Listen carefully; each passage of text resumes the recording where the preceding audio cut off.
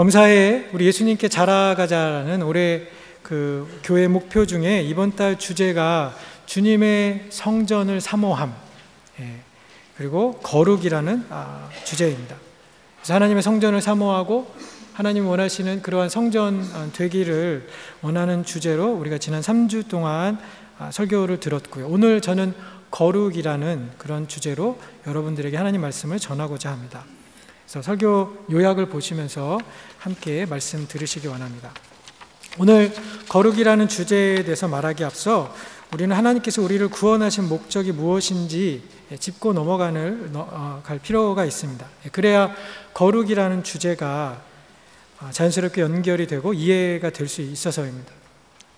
많은 그리스도인들이 우리가 하나님을 믿는 목적 혹은 하나님이 우리를 구원하기 위한 목적은 우리에게 영생을 주시고 우리를 천국에 데려가기 위함이다라고 그렇게 생각합니다. 하나님의 구원의 목적 가운데는 우리를 그 완성된 하나님의 나라로 데려가려는 목적이 분명히 있습니다. 그렇지만 하나님의 구원은 그런 미래적 차원의 구원뿐만 아니라 이 땅에서의 현재적인 목적도 있어요. 이것은 죄와 욕심과 또 타락으로 더러워진 우리를 새롭게 창조하고 변화시켜서 이 땅에서 천국의 삶을 살아내는 것뿐만 아니라 우리가 천국의 영광에 적합한 모습이 되도록 우리를 만들어 가려는 목적을 가지고 계세요. 이것을 다른 말로 표현한다면 우리가 하나님을 닮은 거룩한 사람으로 변화되는 것, 거룩한 삶을 살아내는 것이라고 그렇게 말씀드릴 수 있습니다. 오늘 읽었던 베드로전서 1장 15절 16절 말씀뿐만 아니라 데살로니가 4장 7절에 보면 이런 말씀이 기록이 되어 있습니다. 하나님이 우리를 부르심은 부정하게 하심이 아니요 거룩하게 하려 하심이니. 우리를 향한 부르심이 거룩하게 한 부르심이다. 저와 여러분이 말씀을 통해서 거룩하게 살 것을 명령받았어요. 자, 그렇다면 여러분이 거룩이라는 단어를 들으면 어떤 느낌이 드시나요? 혹시 소화 안 되는 음식을 먹는 것처럼, 생선 가시가 목에 걸리는 것처럼 왠지 나와는 잘 조합이 되지 않는, 소화하기 어려운 그런 단어는 아니신가요? 비슷한 질문으로 여러분이 거룩이라는 단어를 들었을 때 여러분에게 연상되는 이미지는 어떤 것들입니까? 사진 가운데 안개가 피어오르고 그 배경에 교회 예배당이 있는 그런 사진들, 아니면 그 교회 안에서 은은하게 퍼지는 성가대의 찬양대의 성가곡, 혹은 수도원 같은 데 사는 수녀님, 이런 이미지도 여러분에게 연상되지 않을지 모르겠습니다. 어떤 분들은 기도나 예배를 드리는 등의 종교의식을 행하는 것, 혹은 성경이 명하는 것을 하지 않는 행위, 욕을 하지 않거나 거짓말하지 않는 것, 음담패설하지 않는 것, 또 음란 사이트에 가지 않는 것, 술 마시지 않는 것, 이런 것으로 거룩을 이해하기도 합니다.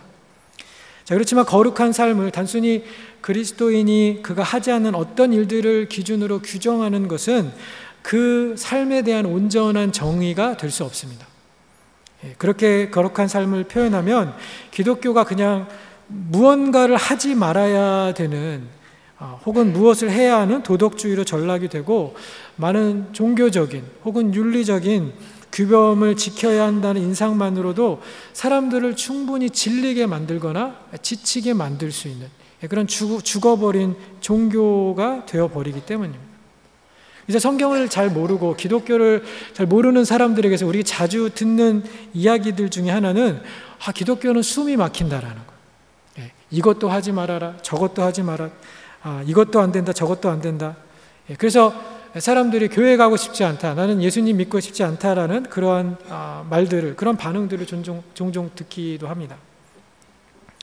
불신자들의 이러한 반응뿐만 아니라 심지어 교회에 다니는 사람들조차 거룩이라는 개념이 굉장히 이해하기 어려운, 또 우리가 달성하기 어려운, 우리가 이루기 어려운, 나와 거리가 있는 그런 단어라고 단정짓는 사람들이 많이 있는 것 같습니다. 자, 그렇지만 성경이 말한 것처럼 우리가 다 허물과 실수가 많은 사람들입니다.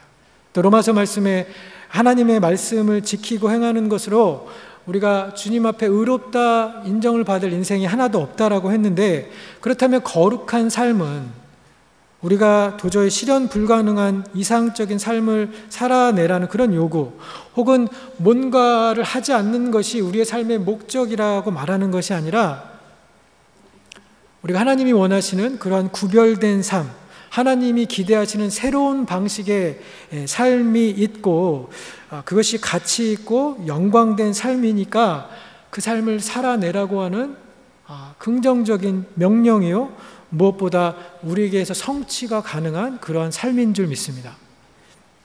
자, 그렇다면 우리가 성경을 통해서 보고 읽은 것처럼 하나님이 기대하시고 너희가 거룩하게 살라라고 그렇게 말씀하셨는데, 거룩한 삶으로의 부르심을 살아내는 사람의 모습은 어떻게 나타나겠습니까?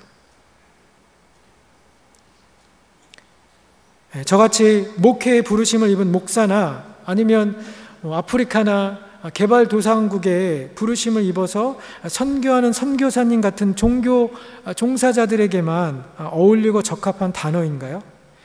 꼭 목회를 하고 전임 사역으로 뛰어들어야만, 그런 일을 해야만 성취가 가능한 것이 거룩이란 단어일까요? 그렇지 않습니다. 여러분, 성경 말씀에도 그런 단서나 조건이 없습니다. 거룩이라는 그 단어는 예수님을 주라 고백하는 모든 사람들이 부름받은 삶이고, 오늘 이 자리에서 함께 예배드리고 있는 여러분 모두의 삶을 묘사할 수 있는 여러분 삶의 특징이 되어야 합니다. 저는 오늘 설교가 거룩한 삶에 대한 많은 사람들의 잘못된 선입견이나 그 오해를 깨고, 나도 이제 거룩한 삶을 살 수 있다라는 그러한 자신감과 가능성과 확신을 심어주는 설교가 되길 원합니다. 그래서 오늘 설교를 듣는 여러분들이 이런 질문을 하면서 말씀을 듣기 원해요. 한번 따라해 보시겠습니까? 지금 나에게 거룩한 삶이란 어떠한 모습일까? 나는 어떻게 거룩한 삶을 살 수 있을까?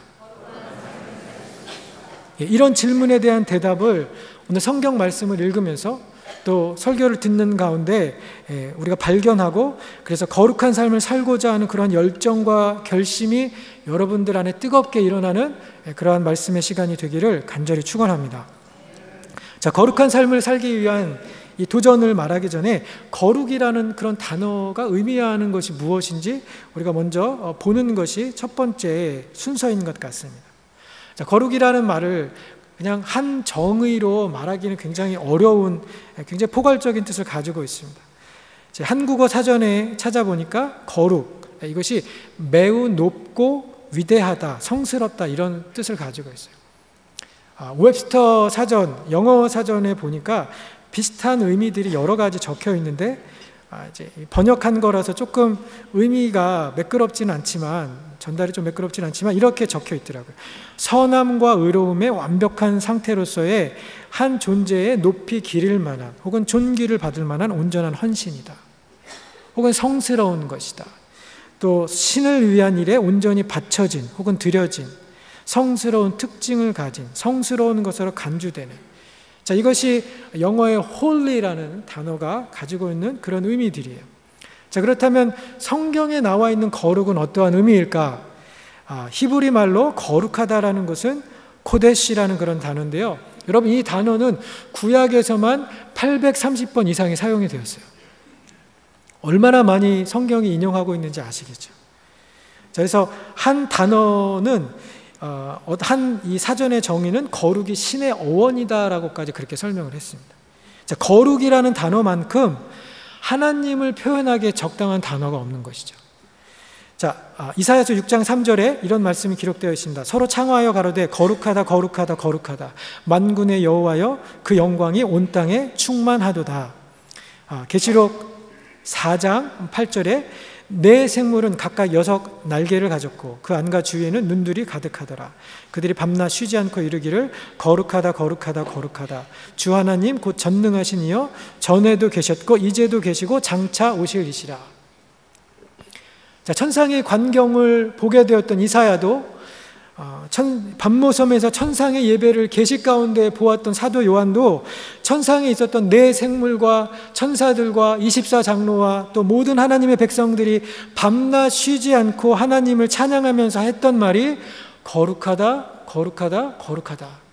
거룩하신 하나님은 단순히 죄가 없고 완전히 깨끗하시고 정의롭고 광명하신 분을 넘어서 그분은 자신이 만드신 모든 창조물로부터 구별되시며 그분의 권능과 주권과 또 영광과 위엄이 이 세상의 어느 것으로도 비교할 수 없는, 비할 자가 없는 그러한 찬양과 존귀를 받으시기에 합당한 절대자, 또 전능자, 초월자라는 그런 의미가 바로 이 거룩이라는 단어의 의미입니다.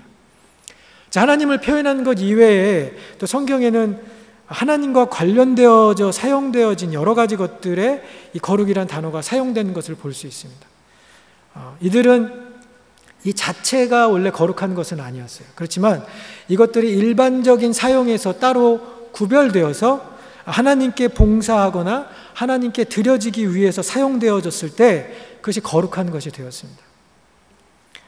성전에서 사용되었던 여러 가지 기물들, 또 그냥 동물들 중에 하나님 앞에 드려지기 위해서 흠이 없이 드려졌던 제물들, 또 제사장들이 입었던 에봇이나 의복들이 거룩한 것으로 구별되었어요. 번제나 속죄제나 이러한 제사들, 또 초막절 이런 절기들도 하나님께 구별되고 거룩한 것으로 이해되었습니다. 솔로몬이 다윗 아비의 소원을 이어서 지었던 성전도 하나님께서 이 성전을 택하고 내가 거룩하게 하였다라고 성경이 적고 있습니다. 자, 하나님과 관련된 것들, 이런 것들이 거룩한 것으로 여겨졌는데 더 나아가서 하나님께 드려지는 제사를 담당하고 하나님과 사람들 사이의 중재자로서는 제사장들을 하나님이 거룩하게 여기셨어요.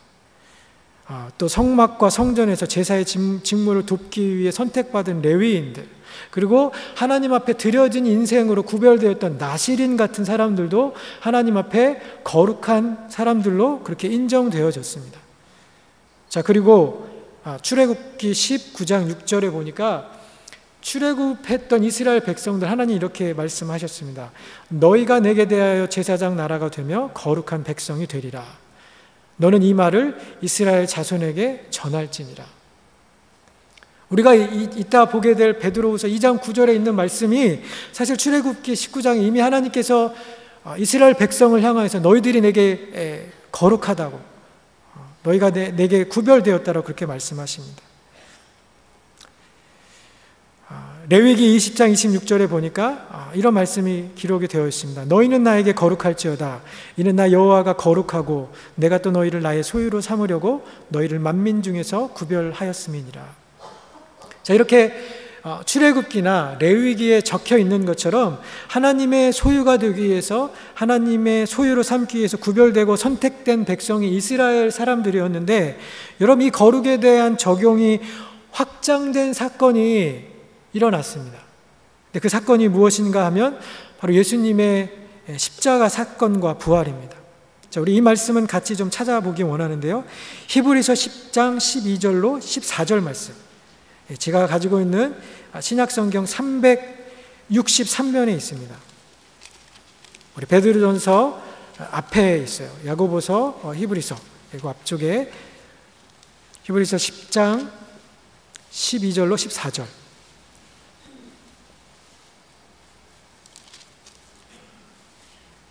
우리 다 찾으신 분들은 한번 같이 12절부터 14절 같이 읽겠습니다. 시작. 오직 그리스도는 죄를 위하여 한 영원한 제사를 드리시고 하나님 우편에 앉으사 그 후에 자기 원수들을 자기 발등상이 되게 하실 때까지 기다리시나니 그가 거룩하게 된 자들을 한 번의 제사로 영원히 온전하게 하셨느니라. 아멘. 거룩하게 된 자들을 한 번의 제사로 온전하게 하셨느니라. 제가 조금 이따 이 거룩하게 된 자들 설명드리겠습니다. 조금 더 넘어서 이 같은 장에 19절, 20절 말씀 같이 한번 읽겠습니다. 히브리서 10장 19절, 20절 시작. 그러므로 형제들아 성소에 들어갈 담력을 얻었나니 그 길은 우리를 위하여 휘장 가운데로 열어놓으신 새로운 살 길이요 휘장은 곧 그의 육체니라. 아멘. 여기 10절에 휘장이 예수님의 육체라고 했는데 우리가 알고 있다시피 예수님께서 십자가에 달려 돌아가실 때 성소의 휘장이 찢어졌습니다. 그래서 예수님께서 죄를 위한 영원한 제사를 자기 몸으로 드림으로 말미암아서 이제는 거룩하게 된 자들, 히브리서 2장 11절 말씀 표현에 근거하면 거룩하게 하시는 이와 거룩하게 함을 입은 자들이 다 한 근원에서 난지라. 그러므로 형제라 부르시기를 부끄러워하지 아니하시고. 이 거룩하게 된 자들을 한 번의 제사로 온전히 하셨는데 그 거룩하게 된 자들이 누구냐면 한 근원을 가진 사람들, 하나님이 형제라고 부르시는 사람들, 다른 말로 하나님의 택정함을 입은, 그리고 예수 그리스도를 주라 고백하는 모든 사람들을 이제는 하나님께서 예수님의 그 제사로 온전하게 하셨을 뿐만 아니라 예수님을 통하여서 이제는 다른 중재자 없이, 다른 동물의 제사가 없이 누구나 지성소를 지나서 거룩하신 하나님께 나아가게 하셨어요. 베드로전서 2장 5절 말씀 다시 한번 좀 보겠는데요. 우리 오늘 읽었던 말씀입니다. 우리 히브리서 뒤에 야고보서 베드로전서 2장 5절. 378면에 있습니다. 같이 읽겠습니다. 시작. 너희도 산 돌같이 신령한 집으로 세워지고 예수 그리스도로 말미암아 하나님이 기쁘게 받으실 신령한 제사를 드릴 거룩한 제사장이 될지니라. 아멘. 자, 여기 영어 성경을 보시면 이 문맥의 수식 구조가 보여서 이 문장에 대한 이해가 더 확실히 보여져요. 자, 영어 성경에 뭐라고 적혀 있냐면 You also are being built into a spiritual house to be a holy priesthood. 자, 당신들이 지금 하나님의 거룩한 처소로 지어져지고 있습니다. 무엇이 되기 위해서? The holy priesthood. 하나님의 거룩한 제사장들이 되기 위해서, 주님이 받으실 만한, 기뻐 받으실 만한 그러한 예배를 드리는 거룩한 제사장이 되기 위해서 저희 여러분들이 하나님의 성전으로 지어져 가고 있다라고 이야기합니다. 여러분, 예수님이 이 땅에 오셔서 단순히 우리의 죄와 사망의 문제만 해결해 주신 것이 아니라 이제는 다른 중재자 없이 우리가 거룩하신 주님께 나아가며 하나님 앞에서 신령한 처소가 되어지며 하나님이 기쁘게 받으실 수 있는 예배를 내가 직접 올려드릴 수 있는 그러한 거룩한 제사장이 되게 하신 것입니다. 할렐루야. 그 전에는 제한적으로 적용되고 제한적으로 거룩하다고 인정되었던 것들이 이제는 예수 그리스도를 주라 고백하는 믿는 모든 사람들에게 적용되고 유효하게 하신 것이 성육신과 바로 십자가와 부활이라는 것이죠. 그래서 이방인 되었던, 하나님의 진노의 대상이었던, 약속의 외인이었던 저와 여러분들도 이제는 하나님 앞에서 거룩한 자로 인정되고, 그리고 하나님의 거룩한 백성으로, 거룩한 나라로, 제사장으로 그렇게 살아야 할 의무와 책임이 저와 여러분에게 주어졌습니다. 베드로후서 2장 9절, 오늘 주보에 적혀 있는데 같이 한번 읽도록 하겠습니다. 시작. 오직 너희는 택하신 족속이요 왕같은 제사장들이요 거룩한 나라요 그의 소유된 백성이니 이는 너희를 어두운 데서 불러내어 그의 기이한 빛에 들어가게 하신 자의 아름다운 덕을 선전하게 하려 하심이라. 아멘. 자, 이렇게 우리가 거룩한 삶으로에 대한 부르심을 받았는데, 그러면 거룩한 삶을 살아가는 사람의 모습은 어떨까? 그 거룩한 삶을 보여주는 많은 성경의 말씀들이 있지만 오늘 이 본문 로마서 12장 1절과 2절 말씀을 통해서 거룩한 삶을 살아내는 방법을 우리가 함께 찾아보기 원합니다. 자, 이 구절의 말씀 우리 같이 읽도록 하겠는데, 로마서 12장 1절과 2절, 제가 가지고 있는 신약 256면에 있습니다. 같이 찾으셨으면 한 목소리 읽겠습니다. 시작. 그러므로 형제들아 내가 하나님의 모든 자비하심으로 너희를 권하노니 너의 몸을 하나님이 기뻐하시는 거룩한 산 제사로 드리라. 이는 너희의 드릴 영적 예배니라. 너희는 이 세대를 본받지 말고 오직 마음을 새롭게 함으로 변화를 받아 하나님의 선하시고 기뻐하시고 온전하신 뜻이 무엇인지 분별하도록 하라. 자, 우리가 어떻게 거룩한 삶을 살 수 있을까? 첫 번째는 우리의 몸을 하나님이 기뻐하시는 거룩한 산 제사로 드리는 것입니다. 그냥 주일에 한 번 와서 이 자리에서 예배드리는 이 시간, 이 장소에서만 우리가 예배하지 말고 거룩을 여기에만 묶어두지 아니하고 우리의 삶의 현장에서, 우리의 삶의 일상에서, 우리의 삶의 평범한 요소들을 가지고 거룩한 삶을 살아내라는 명령이에요.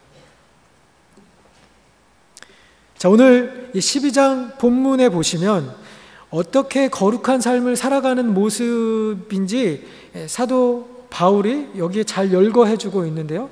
이 7절 말씀부터 한번 보시면 이렇게 기록하고 있습니다.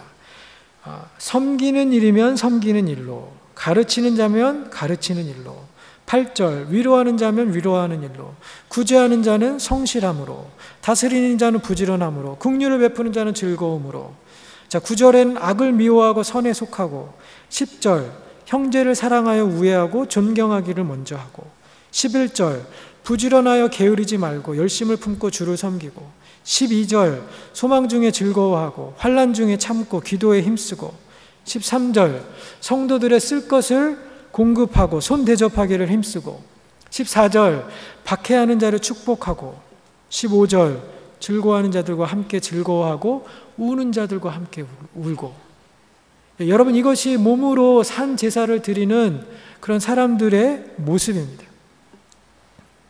제사장이 성전에서 백성을 대신해서 기도를 드리고 제물을 태우고 성전의 기물을 깨끗이 관리하는 일들이 하나님께 거룩한 것으로 구별이 되었던 것처럼, 이제는 하나님의 제사장 된 여러분들이 평범한 일상에서 행하는 모든 일들을 하나님께 드리는 봉사와 예배로 드리고 그분이 기뻐하시는 방식으로 감당할 때 그 일들이 하나님 앞에 드려지는 거룩한 제사와 신령한 예배가 되어지는 것이죠. 여러분, 우리는 거룩한 삶에 대한 소명을 꼭 종교 활동에 국한해서 생각하는 경향이 있습니다.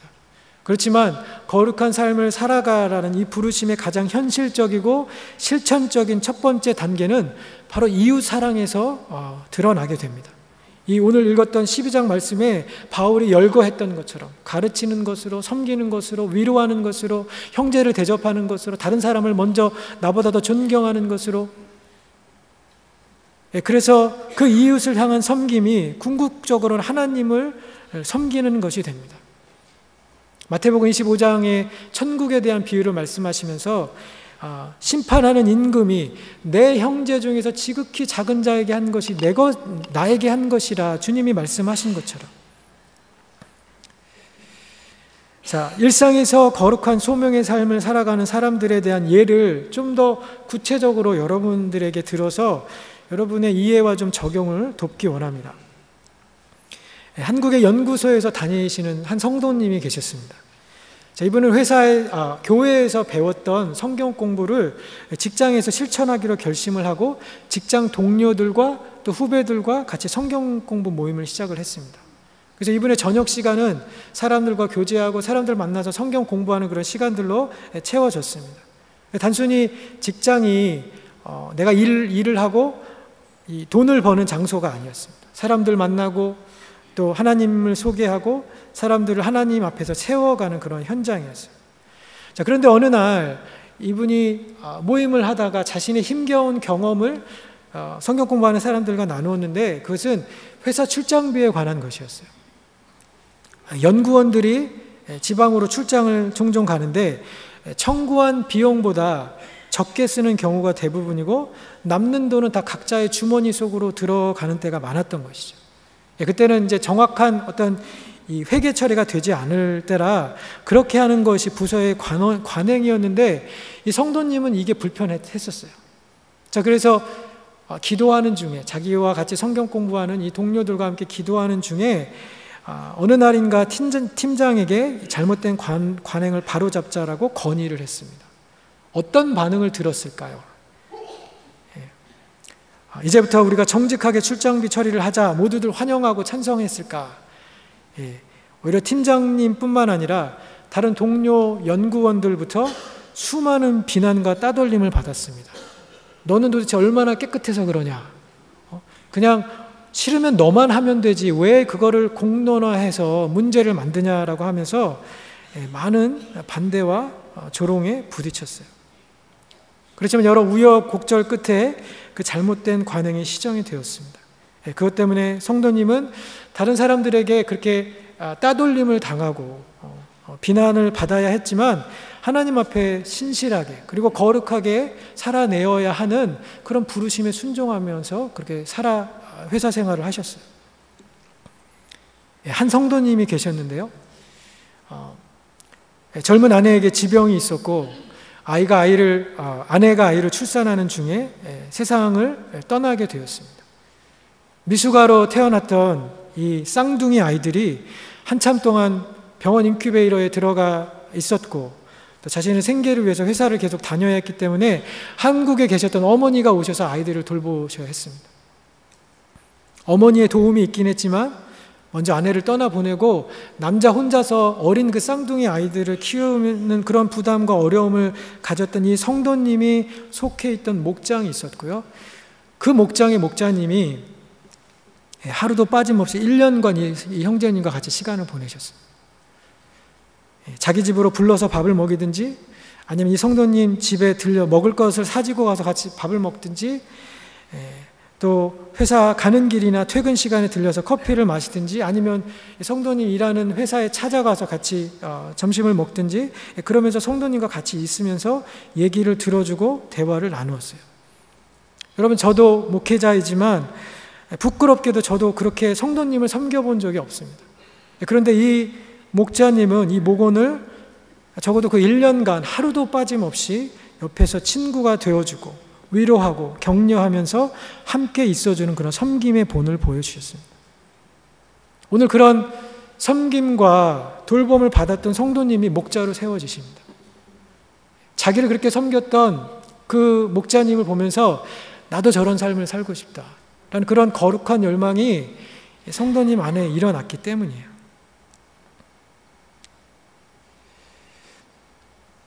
교회에서 예배를 드리거나 기도한 것은 아니지만 그 목원과 그 육아의 고통을 같이 나누어지면서 음식을 나누어 먹고 커피를 마시고 1년을 그렇게 목원 옆에 같이 있어준 것, 그것이 결코 평범하지 않은 참 엄청난 헌신과 사랑의 돌봄이었지만 그냥 커피 마시고 식사하고 같이 시간을 보내는 평범하게 보여지는 그 일상이 사실은 하나님 앞에 드려지는 거룩한 예배요 거룩한 제사가 되었던 것이죠.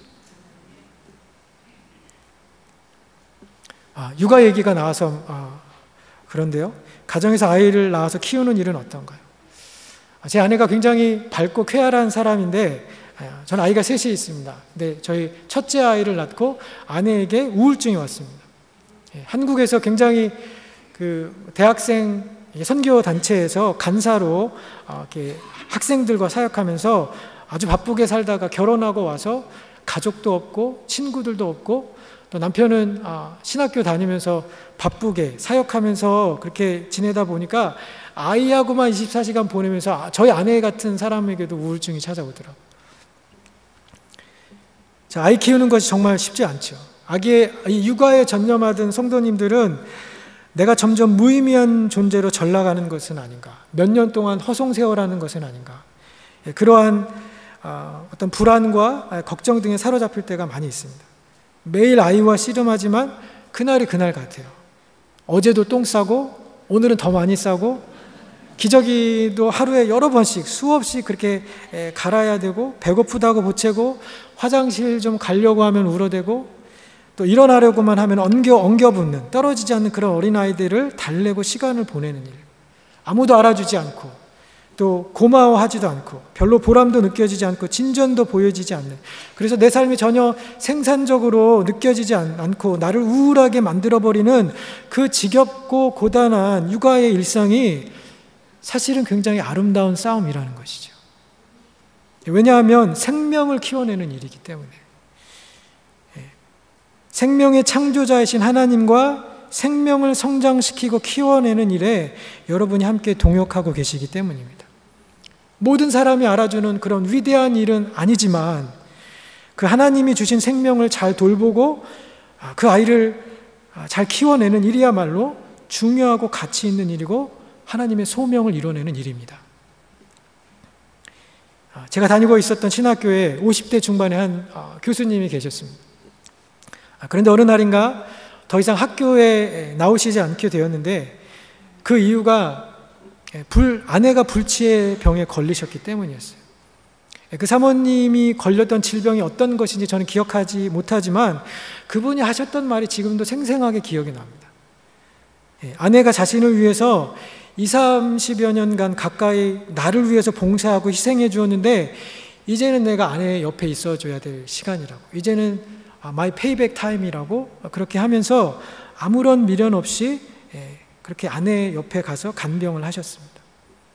여러분 50대 중반이면 그 연령대 다른 교수들이 한창 책을 쓰고 자신의 업적을 남기고 여러 가지 강연을 하면서 그렇게 많은 활동을 해야 할 시기인데 이분은 가정에 돌아가서 자신의 아내를 돌보는 일을 선택하셨습니다.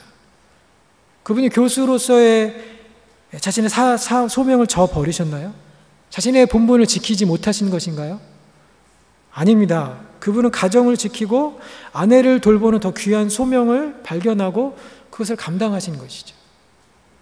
때로는 가정의 필요를 위해서 우리가 아무리 사회적으로 각광받고 인정받는 일이라도 포기할 줄 아는 것이 일상적인 소명의 삶을 살아가는 그러한 사람의 모습입니다.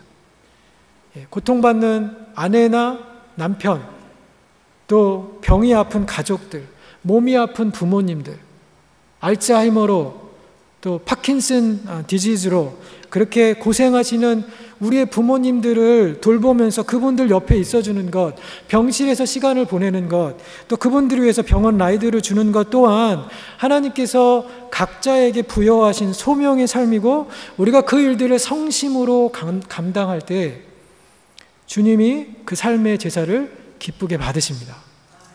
그것이 평범한 삶이 거룩해 되는 영적인 예배입니다. 여러분 우리 교회 성도님들 가운데 이러한 싸움을 하고 계시는 많은 분들이 계십니다.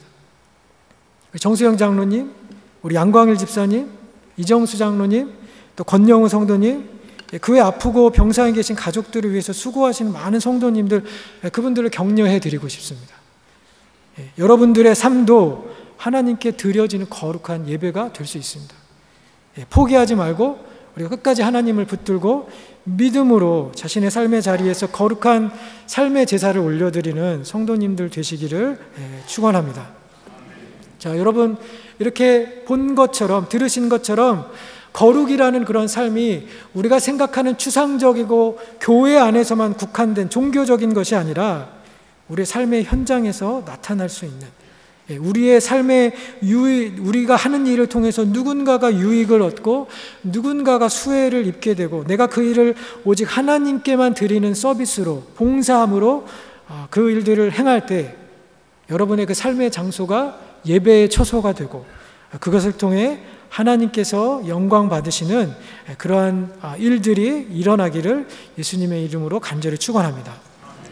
자, 거룩한 삶의 두 번째 특징은 마음을 새롭게 하고 변화를 받아서 세상의 흐름을 따라가지 않는 삶이에요. 자, 쉽게 표현해서 세상 사람들과 구별된 다른 길을 걸어가는 삶을 살아내라고 말씀하고 있습니다. 자, 이 구절의 영어 성경은 명령형 동사가 제일 앞에 나와 있어요. 명령형으로 하나님 말씀하십니다. 제가 주보에 적어놨는데요. 한번 같이 읽어볼까요? 시작. Do not conform any longer to the pattern of this world, but be transformed by the renewing of your mind. 자, 여기 보니까 세상의 풍조에 복종하지 말아라. 그리고 마음을 새롭게 함으로 변화를 받으라라고 이야기합니다. 세상을 따라가지 않는 것은 여러분 우리의 마음이 변화되어야만 가능해지는 일입니다.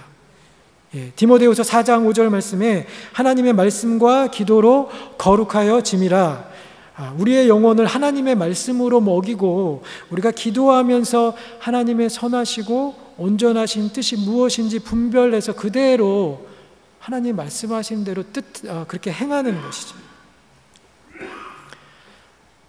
힘든 과정을 거쳐서 중형 병원 소아과에서 일하는 젊은 의사가 있었습니다. 병원에서 일하고 선배 의사들을 보면서 고민이 되었어요. 왜냐하면 선배 의사들을 보니까 해가 바뀌면서 차가 좋은 것으로 바뀌고 옷이 바뀌고 식사 단가가 달라지고 집이 바뀌고 사는 동네가 달라지는 거예요. 다른 후배 의사들도 그것을 부러워하면서 자신들도 조만간 그렇게 될 것을 기대하면서 일을 하고 있었습니다. 그런데 이 젊은 의사는 나도 그 길을 따라가는 것이 맞나? 내가 안락하고 편안한 삶을 살려고 의사가 되었나? 의대에 들어가려고 하나님께 간절히 기도했던 동기가 이러한 삶을 누리려고 하는 것인가 하는 생각과 고민이 생겼어요. 자, 그래서 여러 날 고민하고 기도하는 끝에 결단을 내리고 병원에 사직서를 내고 해외 의료 자원봉사로 신청해서 르완다로 가게 됩니다.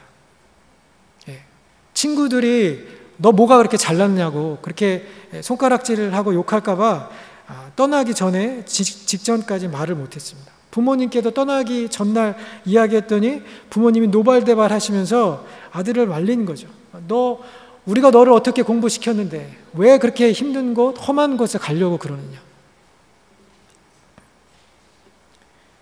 그렇지만 이 젊은 의사에게는 예수님이 말씀하셨던 좁고 험한 길을 가는 것, 내 이웃을 내 몸과 같이 사랑하는 것, 그리고 이 세대를 본받지 말고 하나님의 뜻을 따르는 것이 한국 사회에서 의사가 되어서 경제적인 혜택을 누리며 살아가는 것보다 훨씬 가치가 있는 삶이라는 확신이 들었어요.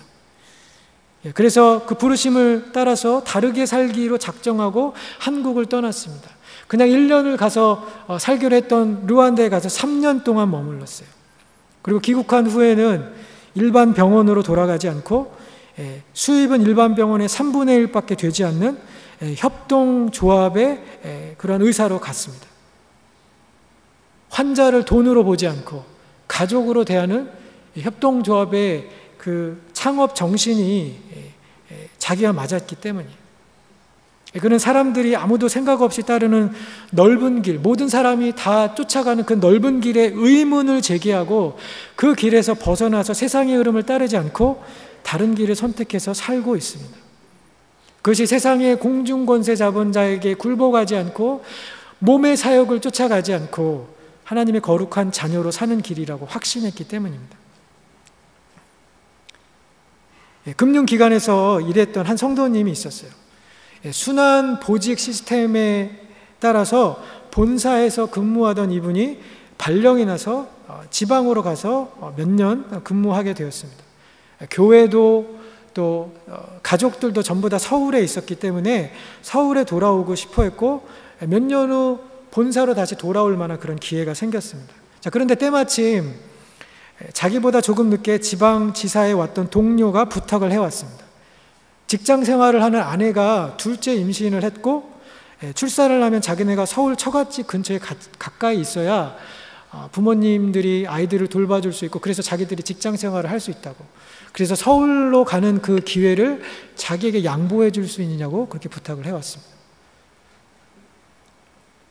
우선권은 당연히 입사 선배인 처음 지방에 내려온 성도에게 있었습니다. 그리고 그 회사가 세워진 이래에 연차가 아래인 직원에게 이런 기회가 간 적이 없고 이 기회를 놓치면 언제 서울로 돌아갈지 모르는 그런 상황이었어요.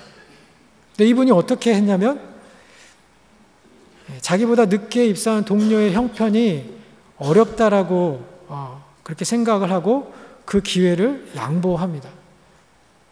자기도 올라가고 싶었지만 그 기회를 잠시 미루고 동료의 사정을 들어주기로 결심한 것이죠. 그래서 그분은 2년이 지난 이후에 본사로 올라올 수 있었습니다. 여러분, 직장 생활에서 내가 정당하게 누릴 수 있는 권리를 가지는 것, 챙기는 것 정당하다고 생각하기 때문에 누구나 다 그렇게 합니다. 그렇지만 당연한 권리를 양보할 때도 있습니다. 해야 할 때도 있습니다. 왜냐하면 직장에서 섬기는 삶을 살라는 하나님의 말씀이 여전히 유효하기 때문이죠. 업무 경쟁과 승진의 압박이 옥죄는 그러한 직장에서도 이웃을 섬기는 삶을 살라는 하나님의 부르심이 여전히 그 성도님의 삶에 있었고, 그 부르심을 따라서 그 성도님은 거룩한 제사를 올리면서 회사 생활을 한 것이죠. 한국의 S대학교 교수가 되는 것을 삶의 목표로 가졌던 한 형제님이 있었습니다. 미국에 와서 공부를 했고 또 학위도 받았어요. 자, 예수님을 믿지 않았던 이 형제가 목장을 통해서 처음 이렇게 목장을 통해서 교회에 나가게 되고 복음을 듣고 예수님을 영접했습니다. 근데 나가고 있었던 목장이 부흥을 해서 분가할 시기가 되었을 즈음에 그 목장의 목자님이 형제님에게 형제님 목자로 헌신해 보지 않겠느냐라고 그렇게 도전을 했어요. 자, 목자 헌신에 대한 권면을 받았을 즈음에 자기가 졸업했던 그 학교에서 자리가 났으니까 교수로 오라는 잡 오퍼가 왔습니다. 어떻게 했을까요?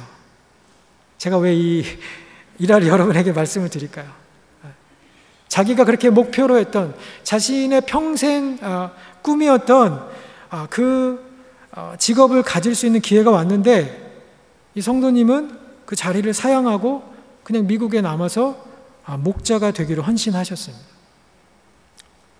영혼을 섬기고 사람 낚는 어부가 되는 목자의 삶이 하나님 앞에서 훨씬 더 가치가 있고 하나님께 칭찬받을 수 있는 소명이라는 확신이 들었기 때문에 그 후학을 양성하는 교수의 삶이 중요하지 않다라는 것이 아니라 교수가 되어서 편안하고 안락한 혹은 안정된 노후를 보장하는, 세상 사람들이 다 원하고 가기 원하는, 갖고 싶어하는 그러한 길을 가기보다 하나님이 원하시는 길을 선택해서 가는 삶이 맞다라는 그러한 믿음이 있었기 때문입니다.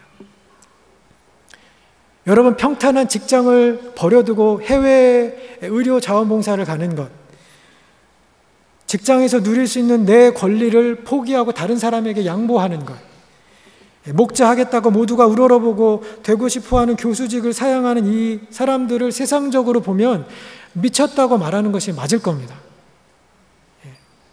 여러분, 거룩하고 하나님이 원하시는 대로 다르게 살려고 하다 보면 비정상적으로, 비합리적으로 보일 수 있습니다. 그렇지만 사람들이 미쳤다고 어리석다고 하면 어떤가요? 오히려 어둠의 세상 권세 잡은 사단이, 그리고 세상이 약속해주는 여러 가지 신기루와 같은 것을 사람들이 맹목적으로 추종하면서 하나님을 모르고 혹은 하나님과 전혀 상관없이 살아가면서 진정으로 의미 있고 가치 있고 영광스러운 삶을 모르고 살아가는 세상 사람들이, 그 사람들이 더 어리석은 사람들이 아닌가요?